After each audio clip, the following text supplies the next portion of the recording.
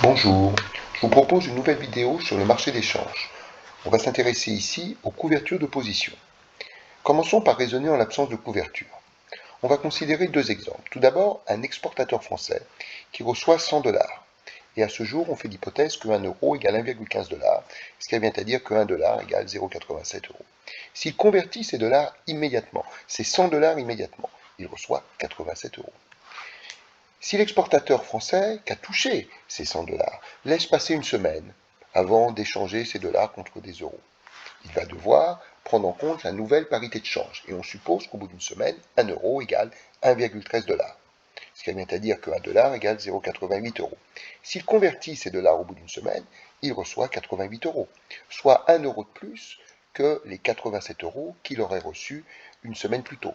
Il a donc profité de la hausse du dollar par rapport à l'euro, puisque l'attente d'une semaine, comme je le disais, lui permet d'encaisser 1 euro de plus. Considérons maintenant un importateur français qui a besoin de 100 $ pour payer un fournisseur américain. On fait toujours l'hypothèse que la parité de change est de 1 euro égale 1,15 $, soit 1 dollar égale 0,87 €. S'il achète le dollar à 0,87 €, il paye donc pour 100 $ 87 euros. On va supposer que finalement son fournisseur lui annonce qu'il lui octroie un délai de paiement d'une semaine, et qu'au bout d'une semaine, 1 euro égale 1,13 $, ce qui veut dire que 1 dollar égale 0,88 €. S'il achète les dollars une semaine plus tard, eh bien il va payer 88 euros pour 100 $. Il est alors pénalisé par la hausse du dollar. Il paye 88 euros alors qu'une semaine plus tôt, il n'aurait payé que 87 euros. Alors voyons les façons de se couvrir. Première méthode de couverture, le contrat à terme. Alors raisonnons d'abord sur un exportateur et puis après nous verrons le cas de l'importateur. Donc on revient sur un exportateur de la zone euro qui sait qu'il va recevoir 100 $ dans 3 mois. On fait l'hypothèse que le cours spot, la parité de change au comptant est la suivante, 1 euro égale 1,15 $, ce qui revient à dire que 1 dollar égale 0,87 euros. Alors on va faire l'hypothèse que notre exportateur craint une forte baisse du dollar, et dès lors il se tourne vers sa banque qui lui conseille de vendre à terme ces 100 $ sur la base des conditions suivantes. 1 dollar égale 0,85 euros. Et bien nous allons voir que quel que soit le cours spot à l'échéance, notre exportateur percevra nécessairement, quoi qu'il advienne, 85 euros. En d'autres termes, la parité de change a définitivement été fixée par le contrat à terme. Voyons deux cas.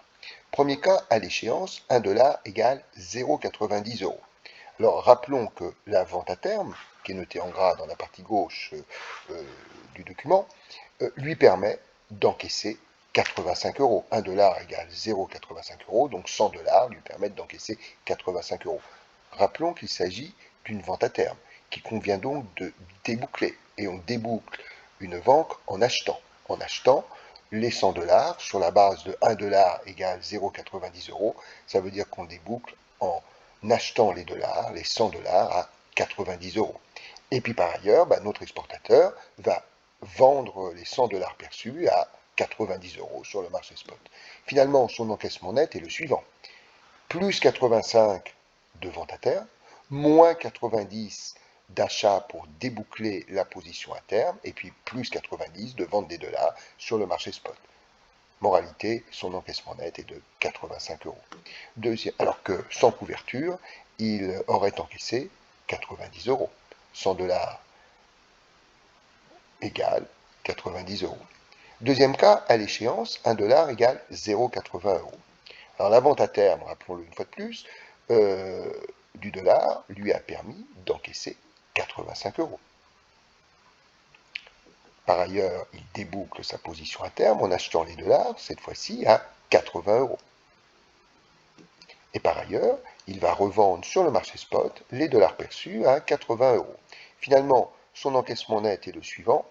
Tout d'abord, il y a la vente à terme qui lui permet d'encaisser 85 euros, le débouclage par achat de sa position à 80, donc moins 80, et puis par ailleurs, eh bien, il revend ses dollars sur le marché spot à 80, donc plus 80. Résultat, son encaissement net est toujours de 85 euros. Alors que sans couverture, il encaisserait seulement 80 euros. 1 dollar égale ici 0,80 euros, donc 100 $ égale 80 euros. Donc la conclusion, c'est que la vente à terme permet à notre exportateur de ne pas être pénalisé par la baisse du dollar. Deuxième cas, en effet, il encaisse 85 € alors que sans couverture, il n'aura encaissé que 80 €. Mais ça l'empêche de profiter de la hausse du dollar comme on l'a vu dans le premier cas. En effet, dans le premier cas, il va encaisser 85 € alors que sans couverture, il aurait encaissé 90 €. Parlons maintenant de l'importateur de la zone euro. Alors, on a un importateur qui sait qu'il va devoir payer 100 $ dans 3 mois. Le cours spot est toujours le suivant, 1 € égale 1,15 $, soit 1 $ égale 0,87 €. Notre importateur, lui, craint la hausse du dollar. Et sa banque lui conseille d'acheter à terme des dollars, sur la base de 1 $ égale 0,90 €. Eh bien, on va voir que quel que soit le cours spot à l'échéance, quelle que soit la parité de change au comptant le jour de l'échéance, il décaissera nécessairement 90 €.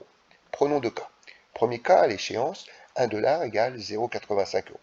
Rappelons, comme c'est indiqué en gras sur la gauche, que nous avons eu un achat à terme qui a donc fait décaisser 90 € pour 100 $.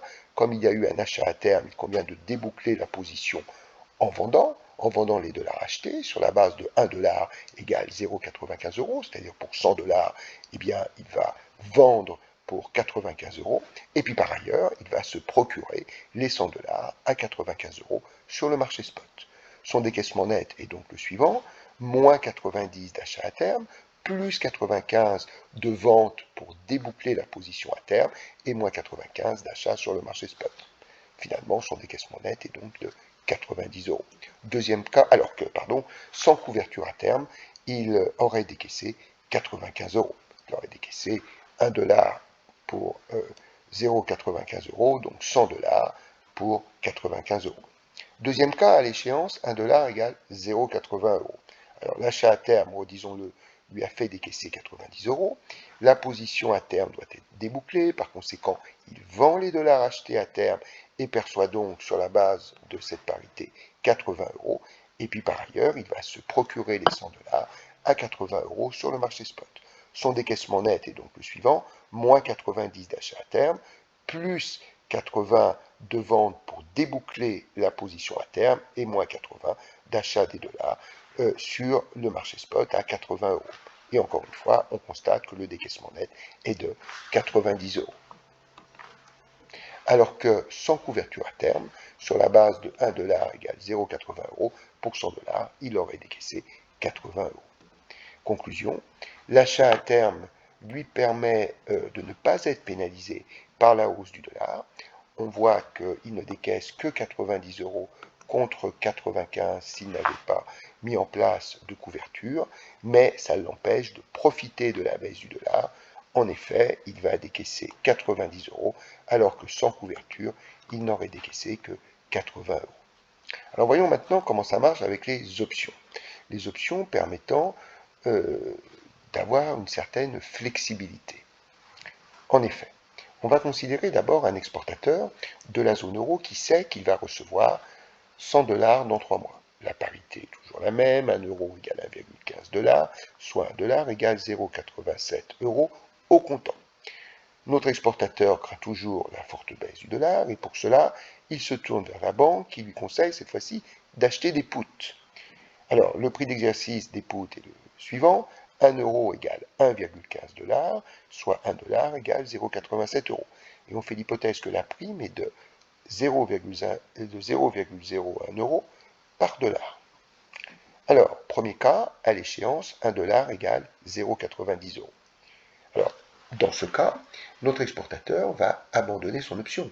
Parce que s'il doit vendre des dollars, il préfère les vendre sur la base de 0,90, qui est le cours spot, que sur la base du prix d'exercice de 0,87 €.